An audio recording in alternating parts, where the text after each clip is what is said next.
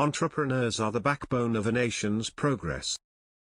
They organize different factors of production like land, labor and capital, and in process provide goods and services to the people. Entrepreneur creates wealth and gives employment to large sections of the society. The economically developed nations provide ample evidence to the emergence of entrepreneurial class in those countries. So attempts are being made to develop and sustain entrepreneurial skill in the people, so that they become good entrepreneurs in the years to come. India requires a good entrepreneurial class or developing small-scale and large-scale industries.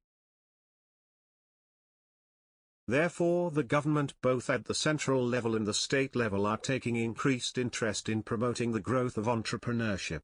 Individuals are being encouraged to form new business and are being provided such government support as tax incentives, buildings, roads and a communication system to facilitate this creation process. Every state government should develop its own innovative industrial strategies for fostering entrepreneurial activity.